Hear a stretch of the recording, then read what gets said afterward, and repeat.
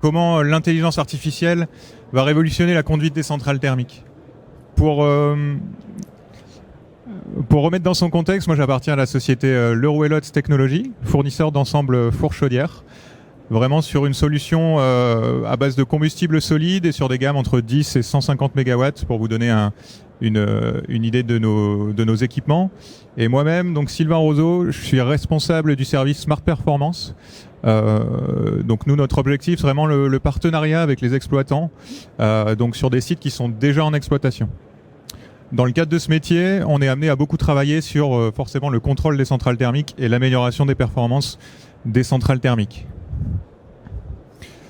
Je vous propose d'aborder le sujet comme suit, c'est-à-dire très rapidement faire un petit historique du contrôle commande. Qu'est-ce qui fait que actuellement les solutions de contrôle avancé sont ce qu'elles sont. Ensuite, on va partir sur justement une solution d'avenir intégrant une partie d'intelligence artificielle, avant de passer à la fin sur quelques cas d'utilisation spécifiques et concrets sur des centrales thermiques.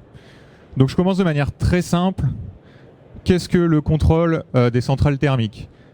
C'est basique, on part vraiment de capter des informations, l'ensemble des informations des centrales thermiques, donc grâce à des capteurs, grâce à de l'instrumentation, pour ensuite aller actionner un certain nombre de moteurs, de vannes, pour contrôler le système. On a également des actions opérateurs qui viennent sur le système de contrôle. De manière très simple, il y a une cinquantaine d'années, on va dire, il y avait beaucoup plus d'actions manuelles. Et puis sont arrivées les parties de logique câblée, c'est-à-dire des ou qui étaient faits simplement via des armoires électriques. On avait aussi dans les années 60 beaucoup de gestion mécanique avec des jeux de cam, etc.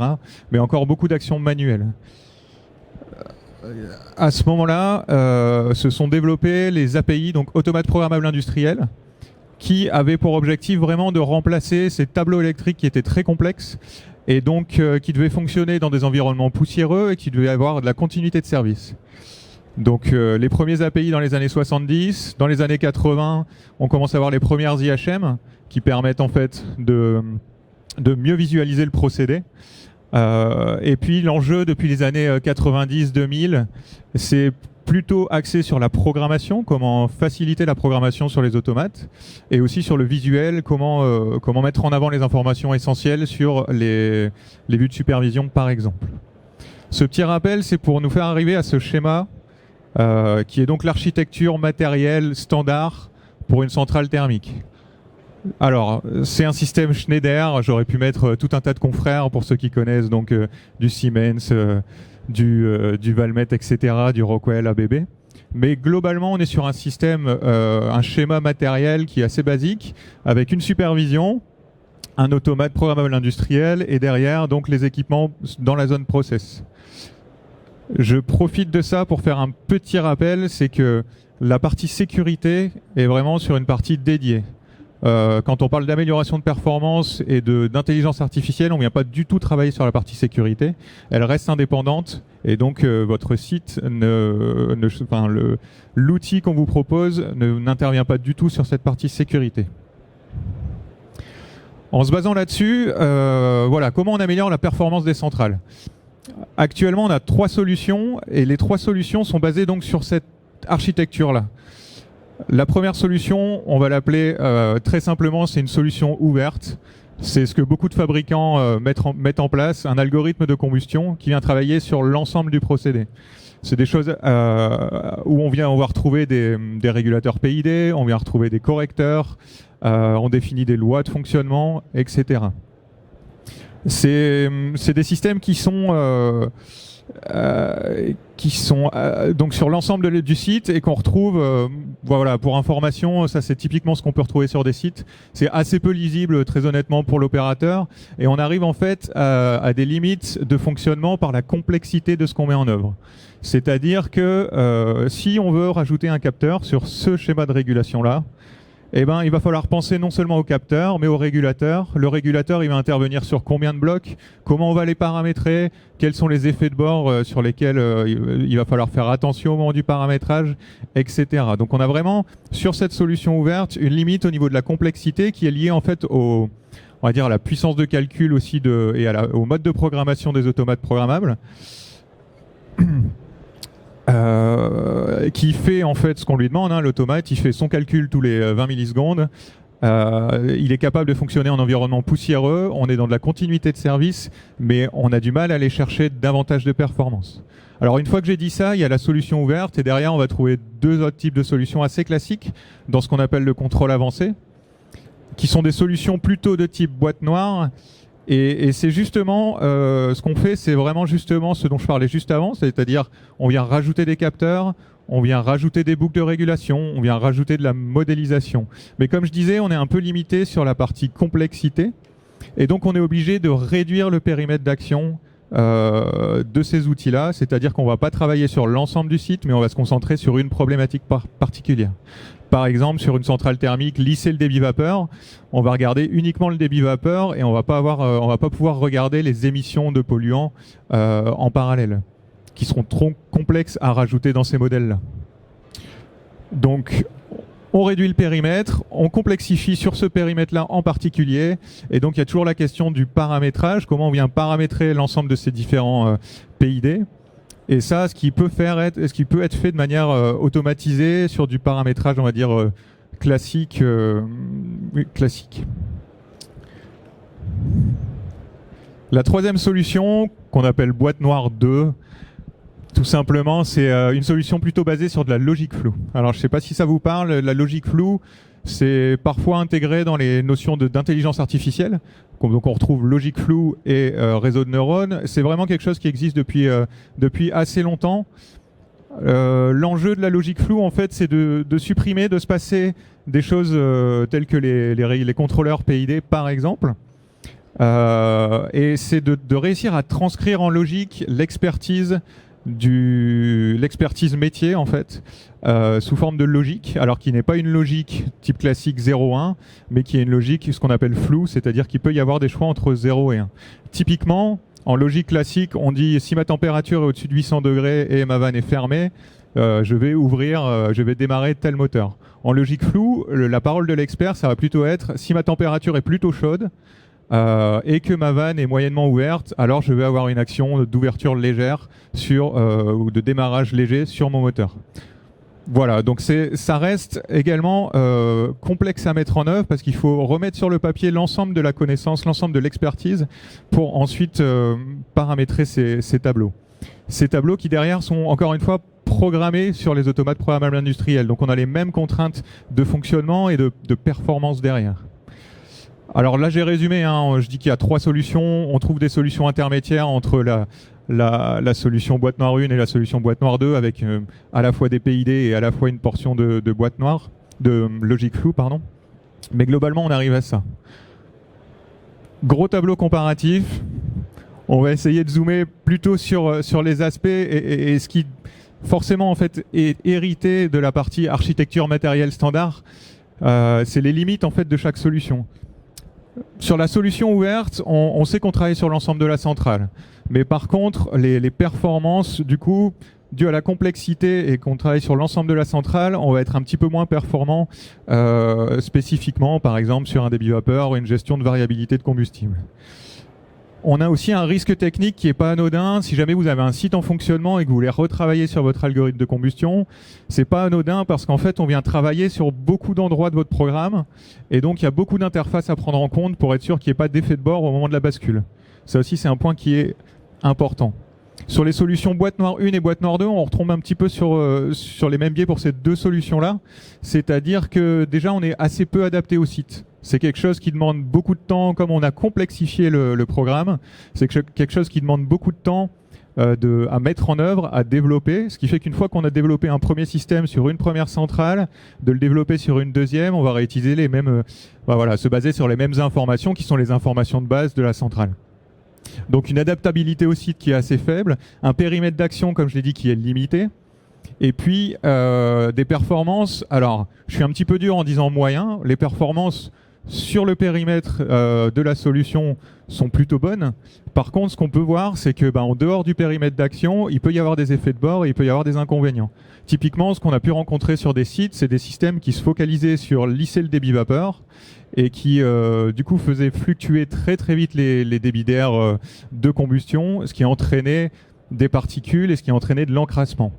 Donc là, la question, c'est, ok, est-ce que ça sert à quelque chose d'améliorer ma performance de 3%, d'améliorer ma stabilité, si derrière, tous les 2 mois, je m'arrête 2 jours pour nettoyer? Voilà, c'est pour ça que la performance globale de la solution est plutôt, on va dire, moyenne. Enfin, il y a un dernier point qui est important, c'est l'évolution de la performance.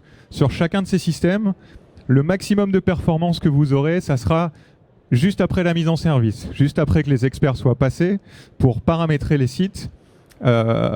Et après ça, vous verrez au fil du temps une diminution de ces performances-là.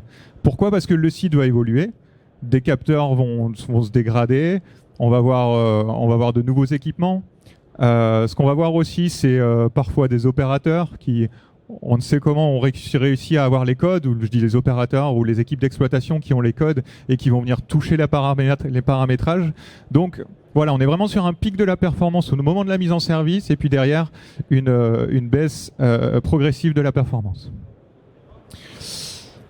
C'est là qu'on vous propose, nous, notre outil Meticia, qui est un outil vraiment différent de ce qui se fait d'habitude et qui est issu d'un partenariat entre la société Pure Control et la société donc Leroux Lotz Technologies. Pourquoi on est parti sur cette solution-là? Nous, notre cœur de métier, c'est vraiment la partie process, la gestion de la combustion, la gestion de la chaudière. On n'est pas sachant, on n'est pas expert en IA, on n'a pas pour vocation de développer notre propre technologie d'intelligence artificielle. Donc on voulait se concentrer sur notre cœur de métier. Et c'est pour ça qu'à l'inverse, Pure Control, son cœur de métier, c'est vraiment le développement d'une technologie d'intelligence artificielle. C'est une technologie qui existe, c'est une technologie sur laquelle il y a des références industrielles sur d'autres types de procédés et qui du coup ont pu nous rassurer sur un certain nombre de points et aussi nous montrer des performances vraiment et une puissance qui sont vraiment très importantes par rapport à ce qu'on peut voir pour de la programmation sur automate. Et notamment, c'est un outil qui nous permet de faire 3 choses qui sont difficiles à programmer en tant que telles. À savoir, la numéro 1, c'est la prédiction des besoins. C'est-à-dire que, bien sûr, sur un réseau de chauffage urbain, tout le monde sera capable de dire lundi à 8 h, j'ai un pic de demande. Il va falloir que ma biomasse soit au maximum de ses capacités. Tout le monde est capable de le dire, mais comment on le programme sur un automate? Ça devient complexe parce qu'il faut savoir le jour de la semaine, l'heure, il faut avoir une notion de météo, il faut avoir accès à tout un tas de données qui ne sont pas forcément des données prévues pour être rentrées dans l'automate. Et ensuite, derrière, il faut faire découler toute la logique. Et pourtant, c'est quelque chose que tout le monde devant sa centrale sait, je vais avoir un pic de chaleur. L'intérêt de cette solution-là, c'est donc de pouvoir prendre en compte un certain nombre de données différentes et d'avoir une capacité de prédiction. Ça, c'est adapté sur du chauffage urbain, mais ça peut aussi l'être sur un process industriel qui a des besoins de chaleur. Et par rapport à un planning de production, par exemple, on sait que demain à 8 h, je vais changer de type de papier fabriqué, j'aurai besoin de 2 tonnes de plus de vapeur. Ma chaudière, elle aura cette information-là. Elle sera capable d'anticiper, de prédire ces besoins-là. Le deuxième point, c'est donc l'anticipation des perturbations. L'anticipation des perturbations, alors dans la prédiction des besoins, on va dire qu'on est plutôt à moyen terme, on est sur quelques jours, quelques semaines à l'avance par exemple. L'anticipation des perturbations, on est plutôt de l'ordre de la minute. C'est pareil, si vous avez déjà exploité des centrales thermiques, si vous avez déjà réglé des centrales thermiques, vous savez que vous êtes devant votre écran, vous voyez par exemple sur une centrale d'incinération, sur une UBE, vous voyez votre taux d'O2 monter et votre débit d'O2 descendre. Dans ce cas-là, vous savez, pardon, je me suis un petit peu perdu dans mon exemple, vous voyez votre taux d'O2 donc monter et votre production vapeur descendre, vous savez que votre combustible a changé. Vous savez que votre combustible est devenu plus sec, il brûle plus facilement. Et donc, ça vous le savez. Mais par contre, pour adapter les paramètres de combustion par rapport à cette perturbation-là, c'est plus compliqué. Il faut aller interagir sur 5-10 actionneurs différents. L'avantage de cette solution, c'est de pouvoir prendre en compte ces perturbations-là et de prendre les actions nécessaires sur les différents actionneurs derrière. Là, c'était sur un exemple sur une variabilité de combustible. On peut avoir la même chose sur des productions de polluants, par exemple. Et enfin, le dernier point, qui est aussi un paramètre, une puissance vraiment de l'outil, c'est sur la détection d'anomalies. C'est-à-dire, voilà, typiquement sur l'exemple d'un lit fluidisé bouillonnant, par exemple, on sait qu'il peut arriver qu'il y ait des prises en masse, des formations de blocs dans un lit fluidisé bouillonnant. Il peut y avoir 10, 20 paramètres à suivre avant de savoir qu'il y a une dérive et qu'il va y avoir donc une prise en masse. Tout l'enjeu, c'est de réussir à modéliser justement ce fonctionnement de ce lit fluidisé. Et plutôt que de détecter une baisse de température de 200 degrés avant de savoir qu'il y a une prise en masse, c'est de se dire, d'accord, il y a une perte de température, une augmentation de pression là, dans le foyer, les fumées sont plutôt comme ça. Et donc de détecter un ensemble de déviations faibles pour pouvoir dire, attention, mon anomalie, elle n'est pas au niveau de ma température, mais elle est vraiment au niveau du lit, et c'est vraiment mon process qui est problématique. À l'inverse, si j'ai une température, ou par exemple si j'ai un débit vapeur qui tombe d'un coup alors que tous les autres paramètres sont cohérents, l'outil, le but c'est pas qu'il vienne corriger l'ensemble des actionneurs. L'objectif c'est vraiment qu'il soit capable de dire attention, c'est la mesure de débit qui est problématique, c'est pas le reste du process. Voilà, donc les principaux points forts de cette solution sont les suivantes. C'est déjà que c'est spécifique à votre site. On connaît globalement les grosses problématiques, on en parlera un petit peu après, des centrales thermiques. Mais c'est vraiment, si jamais vous avez investi dans un instrument, un capteur supplémentaire différent, un capteur révolutionnaire d'humidité de bois par exemple, on peut intégrer ces valeurs-là. On peut intégrer, si vous avez des remontées d'informations sous forme de tableau sur l'origine de fournisseurs de combustible, on peut aussi intégrer ces données-là et le système saura que dans quelques heures, on va avoir un combustible de tel fournisseur. C'est vraiment une manière aussi de mieux prédire. On a un périmètre qui est agrandi, c'est-à-dire qu'on ne va pas se focaliser uniquement sur la partie débit vapeur par exemple, ni même sur l'ensemble de la centrale thermique, et c'est ce qu'on fait sur les sites qui sont en application. On vient chercher des paramètres qui sont autour, qui concernent les consommateurs de chaleur par exemple, qui concernent d'autres producteurs, qui concernent la météo. Ça, c'est des choses qu'on peut en prendre en compte et qu'on prend en compte de manière native, de manière simple, pour améliorer le fonctionnement. Un autre point, c'est la constante amélioration. Je ferai un petit zoom derrière là-dessus. Et donc, ces trois choses-là qui font que les performances atteintes sont poussées, et sont poussées pas seulement localement sur le procédé, mais sur l'ensemble du procédé. D'autres points qui sont importants, c'est qu'il n'y a pas de modification du système existant. D'un point de vue risque technique, c'est très limité parce qu'on vient se connecter pour mettre en œuvre par-dessus l'automate. Et donc une continuité de service. Une continuité de service parce que si jamais il y a un souci, on rebascule sur l'algorithme classique sur l'automate, ce qui fait qu'en fait on dépend de la continuité de service de l'automate. Et une continuité de service aussi parce que comme on travaille sur un périmètre agrandi, on ne va pas améliorer une performance sur la partie vapeur sans regarder ce qui se passe au niveau encrassement, au niveau émission de polluants. Ça, c'est vraiment des choses qui sont vraiment importantes. Je voulais faire un petit zoom aussi sur notre démarche technique. Qu'est-ce qui se passe une fois qu'on est d'accord et qu'on installe le système sur place? Donc, on a une phase de mise en place qui est assez courte. On a dans un premier temps une création du jumeau numérique. Jumeau numérique, c'est un terme qui est très à la mode. Mais voilà, on peut appeler ça modélisation, on peut appeler ça caractérisation. Mais l'idée, c'est de se dire, sur telle problématique, je veux connaître comment va réagir mon débit vapeur par rapport à l'ensemble de mes airs et par rapport à mon combustible. Je viens modéliser ça. Et en fait, c'est déjà rien que ce paramètre, ce mode de fonctionnement-là est très intéressant parce que ça nous permet de vous prouver que l'outil est capable d'anticiper des variations de production et qu'il a bien anticipé les variations dans l'exemple du débit vapeur.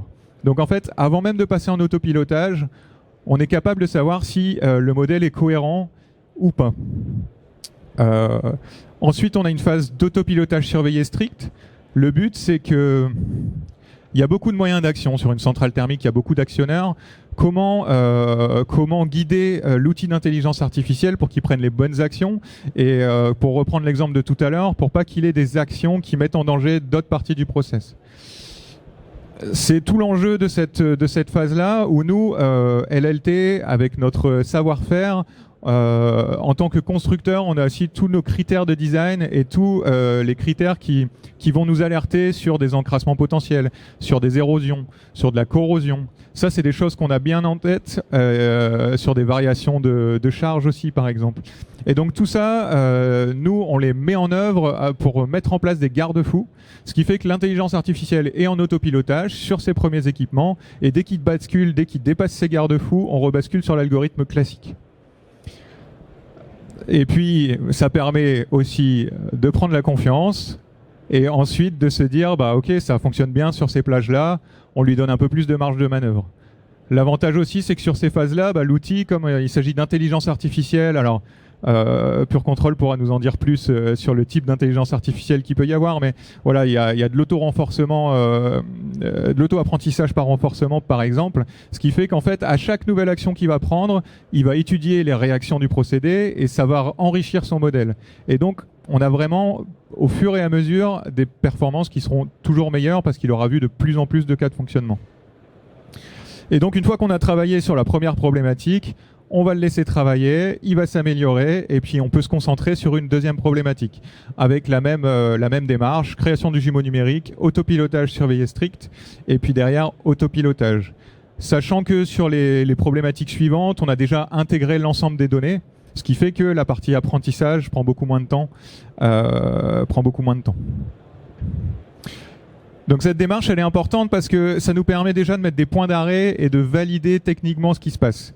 On est capable de dire, ok, j'ai créé un jumeau numérique, mais avant de passer en autopilotage, je vérifie que mon modèle est correct. Je vérifie qu'il a les bonnes réactions par rapport aux variations de combustible ou par rapport aux variations de données.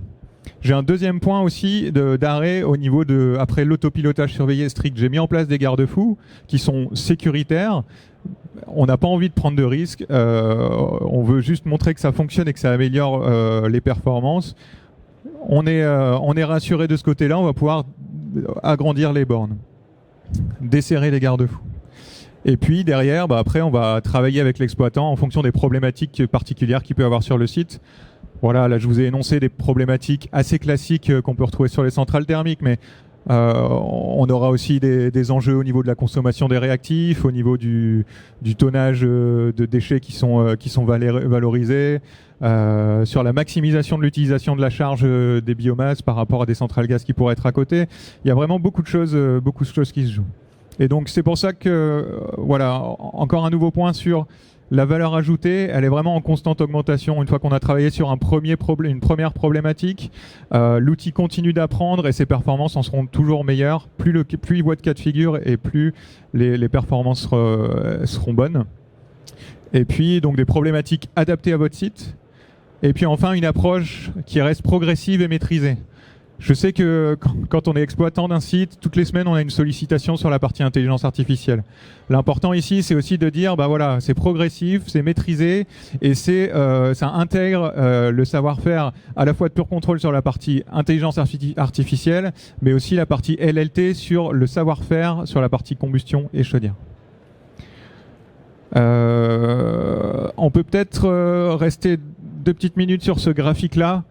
J'espère que vous le voyez bien, c'est un exemple de cas de fonctionnement où en fait on a en orange le modèle et on a en rouge le polluant réel. Donc ce qu'on voit, c'est que le modèle n'est pas forcément exactement la valeur du réel. On ne cherche pas un modèle qui est à la valeur absolue, qui est exactement la même que le modèle réel. Ce qui est important d'avoir, c'est une bonne estimation des variations du polluant. Donc une fois qu'on a dit ça, voilà, ça c'était notre phase d'apprentissage, on est d'accord, le modèle est cohérent, on se dit on va se lancer sur une première phase d'autopilotage. Ce qu'il faut voir ici, c'est que l'enjeu c'était la baisse du coût électrique sur un moteur. On allume un moteur pour diminuer un polluant, et donc on voit en bleu le tarif électrique du site en question. Sur ce site-là, et on voit en noir les démarrages moteurs. il y a 2 points qui sont à voir. C'est juste avant une augmentation, on a un démarrage du moteur pour refaire diminuer nos polluants si le système le juge nécessaire. Donc avant l'augmentation, on prédit qu'on sait qu'il va y avoir une augmentation sans avoir à devoir le programmer de manière créer les PID, etc., les correcteurs, la logique qu'il y a derrière. On est capable d'anticiper là-dessus. Et à l'inverse, sur les moments avec les prix les plus élevés, on a 0 démarrage. Et ce qu'on voit en fait, c'est que pendant cette phase-là, 0 démarrage, c'est aussi un moment où il y a une forte augmentation de polluants. Mais on sait que derrière, on a le temps, vu l'évolution, qu'on a le temps en fait d'attendre une nouvelle baisse du tarif pour redémarrer notre consommateur.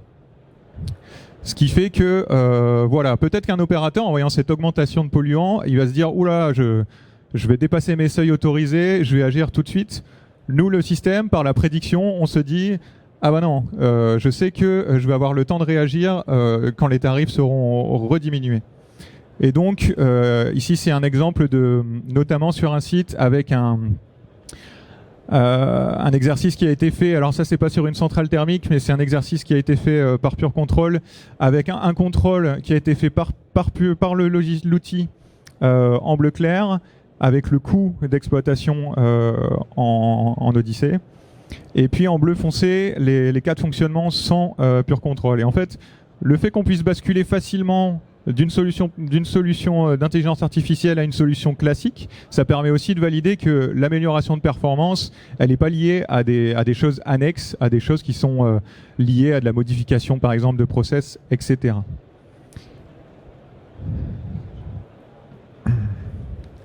Alors, où est-ce qu'on en est sur la partie centrale thermique?